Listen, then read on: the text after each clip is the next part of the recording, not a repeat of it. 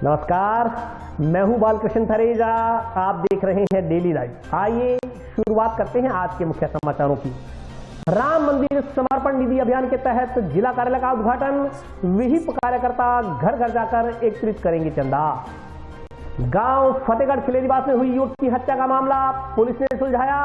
अवैध संबंधों को लेकर दंपति ने की थी युवक की हत्या। रासलाना विक्रेता से पानी चोरी रोकने की कवायद। जिला प्रशासन ने किया 30 गश्ती दलों का गठन। बैंकर्स द्वारा की जा रही कृषि भूमियों की नीलामी रुकवाने की मांग। आम आदमी पार्टी कार्यकर्ताओं ने जिला कलेक्टर को सौंपा ज्ञापन। 4.5 किलो पोस्ट सहित आरोपी को जंक्शन पुलिस ने किया गिरफ्तार। एनडीपीएस एक्ट के तहत दर्ज किया गया मामला। और अब समाचार विस्तार से। गांव फतेहगढ़ खिलेरीवास में रविवार को हुई एक युवक की हत्या के मामले को पुलिस ने सुलझा लिया है। पुलिस के अनुसार युवक की हत्या अवैध संबंधों को लेकर की गई।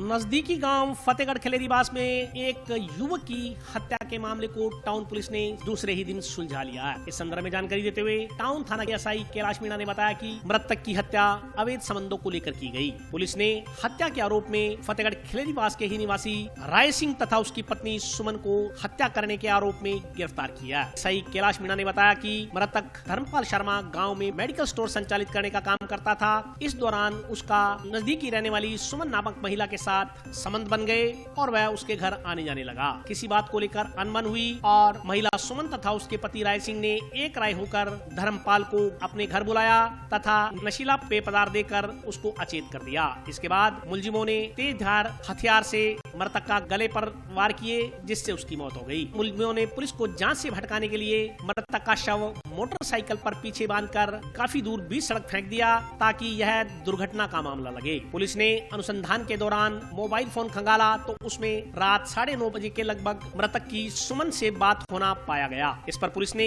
उसी दिशा में जांच करते हुए आरोपियों से पूछताछ की तो आरोपी पुलिस के सामने ज्यादा देर झूठ नहीं बोल सके। आरोपियों ने हत्या करना स्वीकार किया। इस पर पुलिस ने दोनों को गिरफ्तार कर लिया है। पुलिस मामले की गहन जांच में जुटी हुई है। दिनांक 9/1/2021 की रात्रि को 10:01 को हो गया होगा। किसी भी समय जरिए मोबाइल थाने पर सूचना मिली थी कि फतेहगढ़ खिलेरीवास रोड पर एक आदमी की बॉडी पड़ी है। ठीक है, पानी वाले आए थे, उन्होंने देखा था और देख के इसके बाद गांव वालों ने सूचना दी, जिस पर तुरंत थाने से पुलिस गई और श्रीमान सीओ साहब प्रशांत जी कौशिक भी मौके पर पहुंच गए, जिन्होंने मुझे जो शेरगढ़ से तलब किया। मौके पर पहुंचे हमारे टीम के, हमारे साइबर क्राइम के नरेश कुमार, पुरुषोत्तम, कांस्टेबल व सारे टीम लगाई गई। मौके पर डॉग स्क्वाड गंगानगर से, एफएसएल टीम सारी बुलवाई गई। डेड बॉडी 22-23 एसएसडब्ल्यू किशनपुर रोड पे मिली। मृतक धर्मपाल का मोबाइल सेजीपुरा रोड पर मिला। पुलिस के माइंड को डाइवर्ट करते हुए उन्होंने इस तरह घटनाक्रम किया, जिस पर वारिस देवासर मृतक धर्मपाल सनोफ घरचीराम ब्राह्मण, उम्र उसकी 31 साल, वो वहाँ रहता था, मेडिकल का काम करता था, जिसका आना जाना राय सिंह मेघवाल के घर पर था, जहाँ से उसका खाना पीना जाता था, अविवाहित था। जब मोबाइल देखा तो मोबाइल में मृतक के मोबाइल में लास्ट कॉल 9:30 पर था, जो सुई उधर सुमन व राय सिंह के घर की तरफ घूमी। वहाँ पर उनको तलब किया। हमारे मुलाजमानों को, जिनको सीओ साहब ने लगाया हुआ था, उन्होंने वो ट्रेस किया। वो भी क्या है, कांड करके उसको मोटरसाइकिल पे लेके गए। मोटरसाइकिल यूज किया है, उस पर पीछे को रस्सी बांध करके और उसको रोड पर डाल के आए कि कोई एक्सीडेंट में ये मामला आ जाए।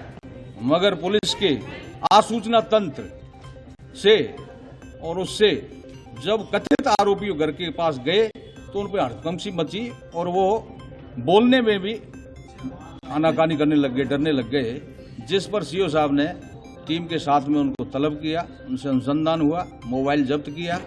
इसके बाद उन्होंने ये खुलासा किया, उनसे पूछताछ की, थाने पर डिटेन किए, सरपंच के द्वारा वापस भेज दिए। आज सुमन, वाइफ ऑफ राय सिंह, जाति मेघवाल, निवासी फतेहगढ़ खिलेरीवास, उम्र उसकी है 29 साल और उसके पति की उम्र है 36 साल। उसका नाम है राय सिंह सनोफ चुन्नीराम, जाति मेघवाल, उम्र 36 साल, निवासी बाइया, सिरसा हरियाणा का रहने वाला है, जो घर जमाई वहाँ खिलेरीबास में ही रहता था। इसकी सास भी थी, 3 बच्चे भी हैं उसके। तो इन्होंने सब खुलासा में बता दिया जी कि हमारे से अवैध संबंध प्रेम प्रसंग किया इसने, ये अवैधता। इस कारण से हमने इसको बुला करके और टेबलेट वगैरह दे करके घायल करके रस्सी से बांध के, मोटर बांध के, और फिर इसको मार करके हम और इसको रोड पर डाले हैं। इसके बाद जो कपड़े थे खूनों के हमारी कुएं में डाल दिए गए थे, जिनको आज निकलवाया गया है कपड़ों को। अलाए जर्ब जिससे वो मारा है दांती से, वो भी आज ये बता रहे हैं कि हम बरामद करवा देंगे। तफ्तीश जारी है और असलियत निकाली जाएगी। ये 2 हैं या अन्य है कोई, तो पूर्ण असलियत जाके गांव में और निकाली जाएगी। सिंचाई पानी चोरी रोकने को लेकर प्रशासन ने 30 गश्ती दलों का गठन किया। इस संदर्भ में आज कलेक्ट्रेट में बैठक का आयोजन किया गया। रासलाना वितरिका से हो रहे सिंचाई पानी की चोरी रोकने के संदर्भ में पिछले दिनों आयोजित हुई बैठक के निर्णयों की समीक्षा करने के लिए आज पुनः एक बैठक का आयोजन किया गया। इस संदर्भ में जानकारी देते हुए अतिरिक्त जिला कलेक्टर अशोक असीजा ने बताया कि पानी चोरी रोकने के लिए जिला स्तरीय अधिकारियों की रासलाना वितरिका पर 24 घंटे ड्यूटी लगाई गई है। इसके तहत पुलिस का जाब्ता भी उनके साथ तैनात किया गया है। उन्होंने कहा कि पानी चोरी रोकने की निगरानी के लिए 30 गश्ती दलों का गठन किया गया है। इसके लिए उन्हें 30 वाहन भी उपलब्ध हो गए हैं। पानी चोरी रोकने के लिए round the clock supervisory officers की तैनाती की है। उन्होंने कहा कि इसके लिए नोहर और भादरा कस्बे में नियंत्रण कक्ष भी स्थापित किए गए हैं। उन्होंने कहा कि पानी चोरी की घटना पकड़े जाने पर साक्ष्य एकत्रित करने के लिए फोटोग्राफी आदि की भी व्यवस्था की गई है। उन्होंने कहा कि नरेगा और चुनाव के लिए मंगवाए गए कैमरों का इस्तेमाल भी पानी चोरी रोकने की निगरानी के लिए किया जाएगा।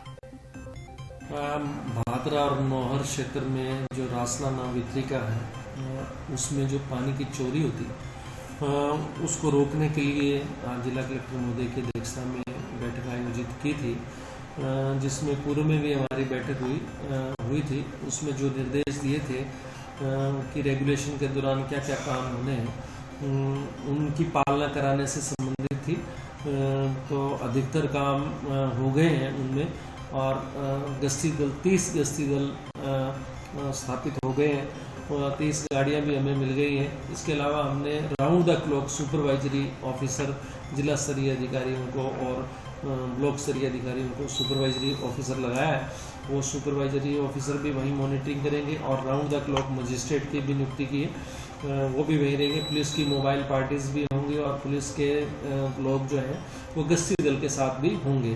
तो कुल मिलाकर के खूब सारी व्यवस्थाएं हमने मौके की हैं। नियंत्रण कक्ष भी नोहर और भादरा में स्थापित कराए हैं और आपस में सूचनाओं के आदान प्रदान के लिए इलेक्शन मोड पर काम करते हुए, उसी तर्ज पे काम करते हुए हमने उनके मौके की वीडियोग्राफर, फोटोग्राफर की भी व्यवस्था हमने की है। हम कैमरों से भी व्यवस्था खुद के वालों से भी करेंगे और जो हमारे पास नरेगा में इलेक्शन में कैमरे पड़े हैं उनका भी हम प्रयोग करेंगे। मैं समझता हूँ कि अब की बार बहुत माकूल व्यवस्थाएं की गई हैं। जहाँ इरिगेशन के 1-2 लोग भी मौके पर नहीं जाते थे, बहुत सारे अधिकारी अब की बार मौके पर जाएंगे और बीच में बिल्कुल भी गैप नहीं देंगे, राउंड द क्लॉक घूमेंगे। रास्ता भी मोटरेबल बना दिया है और मौके पर जो भी अवैध पाइपलाइन वगैरह अतिक्रमण थे वो भी हटवा दिए हैं। तो जैसा कि एससी इरिगेशन ने बताया, तो मैं समझता हूँ कि इस बार मुद्दे पर विराम लगेगा। उद्देश्य नोहर के काश्तकार जो रासलाना वितरिका के टेल एंड पे हैं, उनको पानी उपलब्ध नहीं हो पा रहा था। उनके बार बार धरना प्रदर्शन, चक्का जाम, भूख हड़ताल हो रहे थे। तो उनको टेल एंड में पानी नहीं मिलने का कारण कुछ तो हरियाणा से हमें पानी नहीं मिल रहा था और कुछ कारण है कि भादरा क्षेत्र में या नोहर के जो टेल एंड के गांव नहीं है उनके द्वारा पानी की चोरी कर ली जाती थी, बर्मा आदि लगा करके या पाइप लगा करके। तो इस कारण से उनको पानी नहीं मिल रहा था। इस माकूल व्यवस्था से इसका परिणाम मैं समझता हूँ ये आएगा कि टेल एंड पे भी पानी पर्याप्त उपलब्ध होगा। सरपंच एसोसिएशन ने मुख्यमंत्री के नाम का एक ज्ञापन पंचायत समिति विकास अधिकारी को सौंपकर ग्राम पंचायत में खोले जा रहे सरपंचों के पीडी अकाउंट पर आपत्ति जाहिर की है।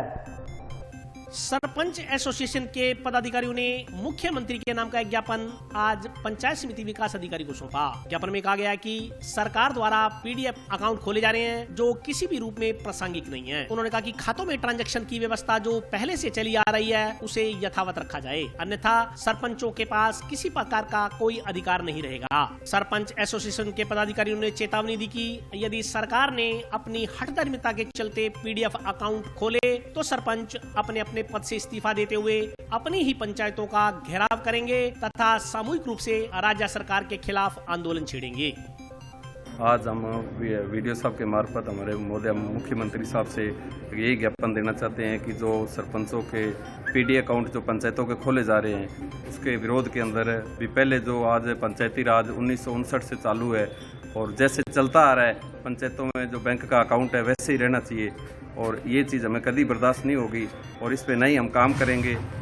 आज हम वीडियो साहब को मुख्यमंत्री के नाम हमने ज्ञापन दिया है कि सरकार ये जो पीडी खाते खोल रही है हम उनका पुरजोर विरोध कर रहे हैं और हनुमानगढ़ ही नहीं बल्कि पूरे राजस्थान के अंदर समस्त सरपंच साहिबान इनका विरोध कर रहे हैं, क्योंकि जैसे जिस प्रकार पहले जो पंचायत में खाते थे वैसे ही होने चाहिए, नहीं तो सरपंच नाम के ही सरपंच रहेंगे, हमारे पास कुछ नहीं बचेगा। और अगर ये पीडी अकाउंट खोल दिया तो समस्त सरपंच इस्तीफा देंगे और अपनी अपनी पंचायत समिति का घेराव करेंगे, तालाबंदी करेंगे, सड़कों पे आएंगे, आंदोलन करेंगे। श्री राम मंदिर निर्माण के लिए निधि समर्पण अभियान के तहत सोमवार को टाउन में आदर्श विद्या मंदिर के नजदीक कार्यालय का उद्घाटन किया गया। श्री राम जन्मभूमि तीर्थ क्षेत्र के आह्वान पर 15 जनवरी से श्री राम मंदिर निर्माण के लिए शुरू किए जाने वाले निधि समर्पण अभियान के तहत जिला कार्यालय का उद्घाटन सोमवार को किया गया। जिला कार्यालय टाउन में सब्जी मंडी के पास आदर्श विद्या मंदिर के नजदीक दोपहर को किया गया। इस मौके पर आरएसएस के प्रांत कार्यवाहक श्याम मनोहर सहित अन्य लोग उपस्थित रहे। इस संदर्भ में जानकारी देते हुए अभियान के जिला प्रमुख आशीष पारिक ने बताया कि अयोध्या में राम का भव्य मंदिर बने इसके लिए पूरा हिंदू समाज कृत संकल्पित है। उन्होंने कहा कि जैसे ही राम जी के मंदिर का निर्माण हो जाएगा, भगवान राम मंदिर में विराजेंगे, तभी से ही राम राज्य की परिकल्पना साकार होने के संदर्भ में देश आगे बढ़ेगा। उन्होंने कहा कि राम राज्य की अवधारणा को लेकर चल रही देश की सरकार देश में सुख शांति स्थापित करने की दिशा में आगे बढ़ रही है। उन्होंने कहा कि राम मंदिर के निर्माण के लिए विश्व हिंदू परिषद, बजरंग दल सहित अन्य संगठनों को लंबा संघर्ष करना पड़ा है। इसके लिए कई देशभक्तों को अपना बलिदान भी देना पड़ा है। जैसा कि सबको विदित है, 500 सालों के लंबे संघर्ष के बाद ऐसा शुभ दिन हमारे सामने आया है जब प्रभु राम जी अयोध्या में विराजे हैं। इसी के निमित्त भव्य राम मंदिर का निर्माण हो, इसके लिए सारा जो हमारा समाज है वो कृत संकल्प है। जैसे ही प्रभु राम इस भव्य मंदिर में प्रतिष्ठित होंगे, आप देखेंगे कि राम राज्य की जो अपनी अवधारणा थी उसकी शुरुआत भी तभी से संभव हो जाएगी। और ऐसा हमें पूर्ण विश्वास है कि जैसी हमारी राम राज्य की अवधारणा है उसी के हिसाब से सारा कार्यक्रम जो है देश में चारों तरफ सुख शांति और समृद्धि का वातावरण जो है ये एक शुरू होगा। हमने देखा है कितने ही लाखों कार सेवकों के बलिदान के बाद यह शुभ दिन आज हमारे सामने आया है। कितनी ही बार सरयू जो नदी है वो खून से लाल हुई है, तब जाकर के, और कितनी ही आंखों करोड़ों आंखों के स्वप्न जो देखे थे वो आज साकार होने का समय आया है। यानी स्वप्न की जो सिद्धि का समय है वही यह समय है। और सभी से आज हमारे जिला कार्यालय का उद्घाटन हमारे माननीय प्रांत कार्यवाह जी और आदरणीय जिला संघ चालक जी द्वारा किया गया है। इस कार्यालय के उद्घाटन के साथ ही हमारा जो यह संग्रह निधि का जो अभियान है ये शुरू हो गया है और अब प्रत्येक कार्यकर्ता हर गांव तक जाकर, हर घर तक जाकर के यह संग्रह का कार्य करेंगे और इस पुनीत कार्य में सभी इसमें भागी होंगे। टाउन पुलिस ने इच्छापुर बालाजी मंदिर में चोरी की वारदात को अंजाम देने वाले आरोपी की निशानदेही पर चोरी हुआ चांदी का मुकुट और चरण पादुका बरामद कर ली है। टाउन जंक्शन रोड स्थित बालाजी मंदिर से चोरी करने वाले चोरों से टाउन पुलिस ने सामान बरामद कर लिया है। इस संदर्भ में जानकारी देते हुए टाउन थाना की एसआई शिवराज ने बताया कि टाउन जंक्शन रोड स्थित बालाजी मंदिर से 10 अक्टूबर को बालाजी की चरण पादुका, छत्र तथा कुछ नकदी चोरी हो गई थी। इस संदर्भ में पुजारी द्वारा टाउन थाना में मुकदमा दर्ज करवाया गया था। गहन पड़ताल के बाद पुलिस ने चोरी करने के आरोप में अमरजीत सिंह पुत्र निरंजन सिंह को गिरफ्तार कर लिया। पुलिस ने चोर से पूछताछ के बाद उससे सामान की बरामदगी कर ली है। पुलिस ने सामान बरामदगी के पश्चात अभियुक्तों को न्यायिक अभिरक्षा में भिजवा दिया। दिनांक 14/10/2020 की रात्रि को हनुमानगढ़ टाउन जंक्शन रोड पर बालाजी मंदिर में कोई अज्ञात व्यक्ति ने चोरी की थी, जिसमें पुजारी ने मुकदमा दर्ज कराया था। काफी प्रयास के बावजूद कल 1/2021 को मुलजिम अमरजीत सिंह सनोफ निरंजन सिंह बाजीगर निवासी रामसार नारायण को गिरफ्तार कर उनके इतला से एक मांझी का चांदी का मुकुट और 2 पादुका जो चोरी किए थे वो बरामद किए जा चुके हैं। मुलजिम से तफ्तीश पूर्ण हो चुकी है और आज उनको न्यायिक हिरासत में भिजवाया जाएगा। जंक्शन पुलिस ने एक व्यक्ति को 4.5 किलो पोस्ट सहित गिरफ्तार किया है। फिरोजपुर निवासी उक्त आरोपी के खिलाफ एनडीपीएस एक्ट के तहत मामला दर्ज किया गया है। जिला पुलिस द्वारा चलाए जा रहे ऑपरेशन प्रहार व ऑपरेशन संजीवनी के तहत नशे का कारोबार करने वालों की धरपकड़ जारी है। जंक्शन थाना प्रभारी नरेश गहरा ने बताया कि पुलिस द्वारा गठित विशेष टीम ने आरोपी बलतेज सिंह पुत्र अमरजीत सिंह मजबी सिख उम्र 45 साल निवासी सोडीवाला जिला फिरोजपुर पंजाब को 4 किलो 400 ग्राम चूरा पोस्ट सहित गिरफ्तार किया है। उक्त व्यक्ति के खिलाफ एनडीपीएस एक्ट के तहत मामला दर्ज किया गया है। ऑपरेशन प्रहार और ऑपरेशन संजीवनी के तहत जो लगातार कार्रवाई की जा रही है और उसी कड़ी में कल शैलेश कुमार उप निरीक्षक और टीम द्वारा एक व्यक्ति को करीब 900 ग्राम पोस्ट के साथ गिरफ्तार किया और आज देर रात को आज सुबह जल्दी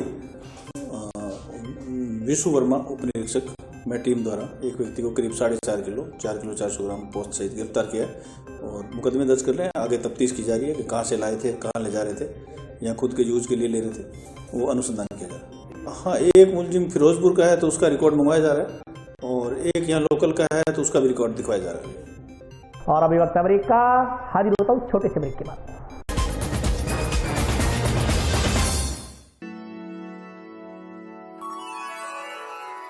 यूं तो कई बार मुझे हंसते देखा है, पर ये हंसी कुछ और है। ये गहना मुझ पर जचता है, पर ये महज एक गहना नहीं, ये रूपरेखा है मेरे मन की, हंसती खिलखिलाती लहरों की, जो आतुर थी अब तक मुझ पर सजने को। इसलिए ये गहना ही मेरा सच्चा श्रृंगार है, श्रृंगार है, श्रृंगार है।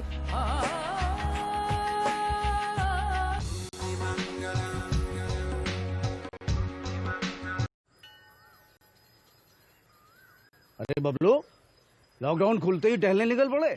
महामारी अभी फैली हुई है। सरपंच जी, टहलने नहीं, काम पे वापस जा रहे हैं। तुझे डर नहीं लगता वायरस पकड़ लेगा? पहले थोड़ा बहुत डर लगता था, फिर पता चला कि अगर मैंने पूरी सावधानी बरती तो ये बीमारी होने की संभावना कम है। सबसे महत्वपूर्ण है ये मास्क। काम पर मास्क हमेशा पहनूंगा, समय समय पर हाथ धोता रहूंगा और दूसरों से हर वक्त कम से कम 2 गज की दूरी बनाए रखूंगा। खुद को, दूसरों को और अपने परिवार वालों को भी सुरक्षित रखूंगा। अरे भाई, मेरी जिम्मेदारी बनती है तुझे चेतावनी देना, तो दे दिया। जब देश के मेडिकल और स्वच्छता कर्मचारी रोज कोरोना वायरस से लड़ने का काम कर रहे हैं तो हमारी भी तो जिम्मेदारी बनती है अपना काम करने की। बबलू, तुझे कुछ हो गया तो? हजारों लोग इस बीमारी को हराकर ठीक हो चुके हैं और अगर किसी कारण मुझे ये बीमारी हो भी जाए तो सरकार ने अस्पताल में हमारे इलाज के लिए पर्याप्त व्यवस्था कर रखी है। ये घबराने का वक्त नहीं, एक दूसरे का हौसला बढ़ाने का वक्त है। अरे ऐसे क्या देख रहा है? तू काम पे जाएगा, मैं नहीं जाऊंगा, नाक नहीं कट जाएगी मेरी। चलो मास्क। हाँ, मास्क मास्क। अरे नाक तो ढक लो। हाँ। कोरोना वायरस से हमें लड़ाई जारी रखनी पड़ेगी, पर उससे डर कर नहीं, पूरी सावधानी के साथ डट कर चलिए। रुकी जिंदगी को आगे बढ़ाएं, देश को आत्मनिर्भर बनाएं। जय हिंद।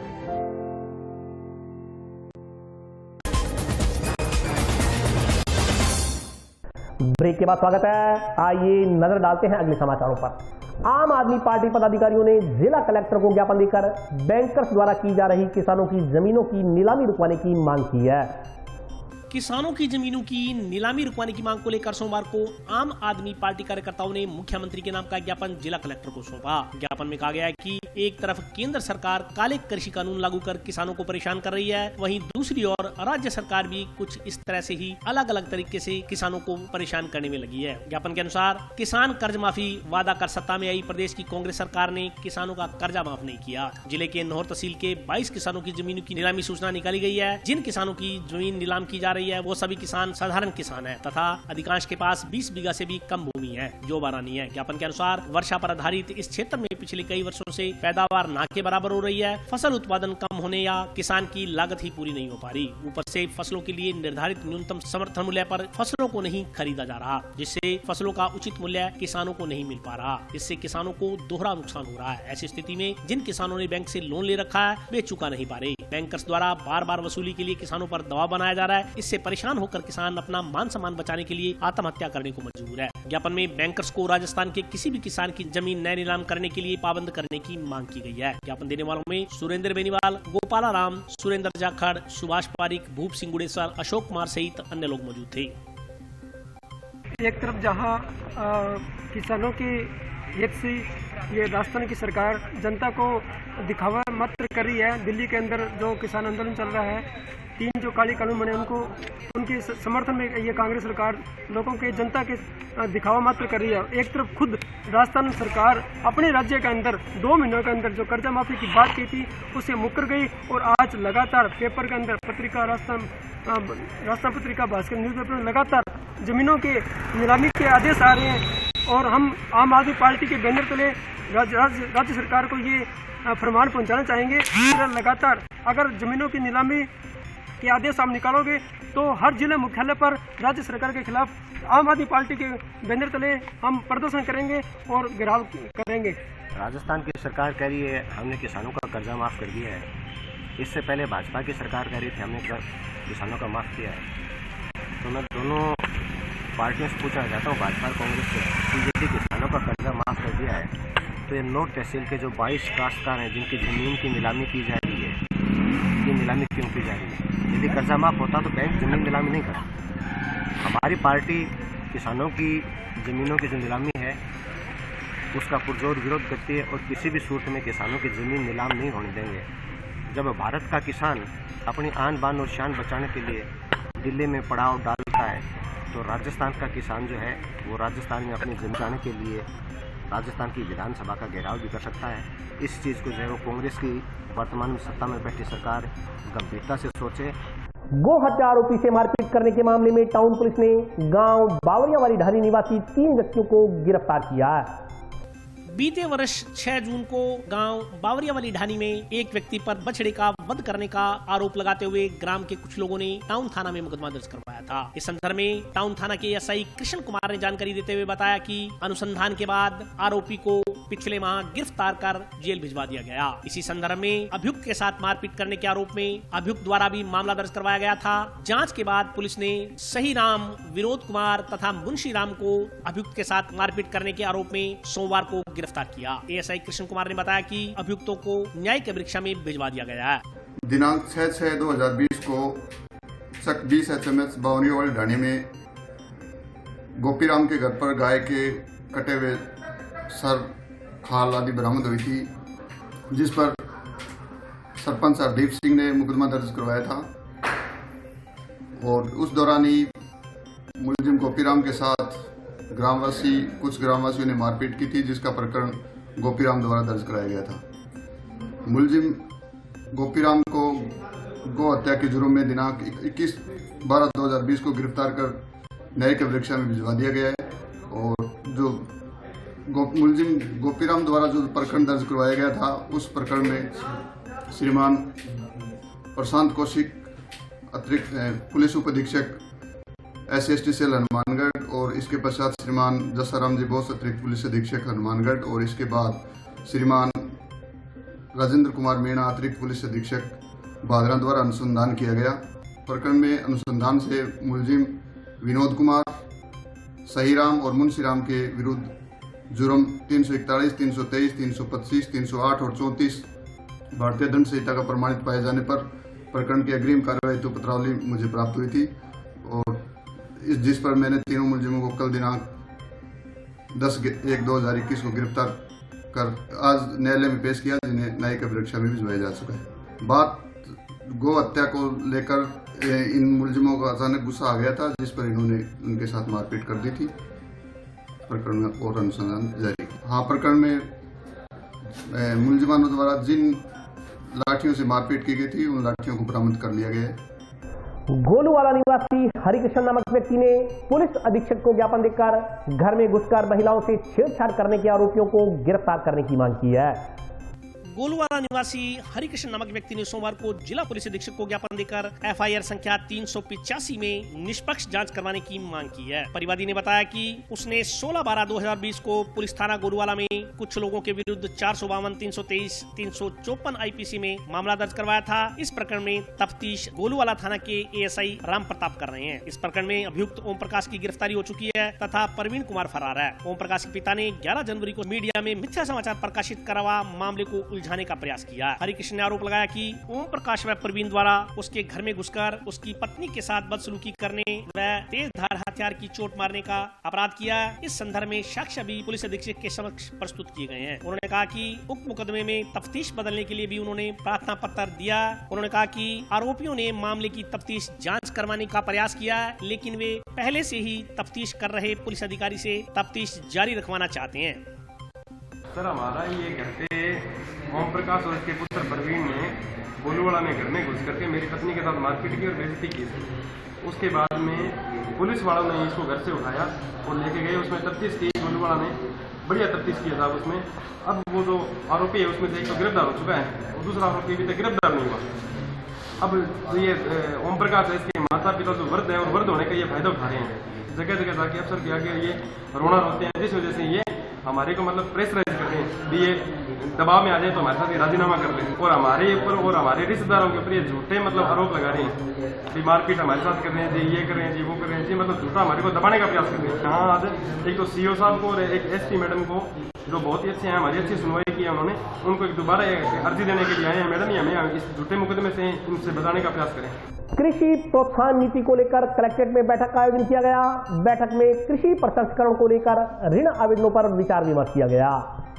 कलेक्ट्रेट सभागार में जिला कलेक्टर जाकिर हुसैन की अध्यक्षता में कृषि प्रसंस्करण कृषि निर्यात नीति के तहत बैठक का आयोजन किया गया। बैठक के संदर्भ में जानकारी देते हुए कृषि अधिकारी ने बताया कि समिति सदस्यों के समक्ष 2 प्रकरण विचाराधीन के लिए आए। दोनों में से एक प्रकरण का स्थानीय स्तर पर निस्तारण कर दिया गया, जबकि दूसरे प्रकरण को विचार के लिए जयपुर मुख्यालय भिजवाया गया है। उन्होंने बताया कि सरकार ने किसानों तथा व्यापारियों के लिए कृषि प्रसंस्करण कृषि निर्यात नीति व कृषि निर्यात प्रोत्साहन नीति के तहत किसानों की आय बढ़ाने के लिए उनके खेतों में संयंत्र लगाने के लिए तथा प्रोसेसिंग इकाइयां लगाने के लिए उक्त योजना शुरू की है। उन्होंने कहा कि अभी तक जिले में 17 किसानों के आवेदन स्वीकार किए जा चुके हैं, जिसमें उनको संयंत्र के लिए करोड़ों रुपए का सहयोग किया गया है। सरकार इसके तहत किसानों को सब्सिडी भी दे रही है।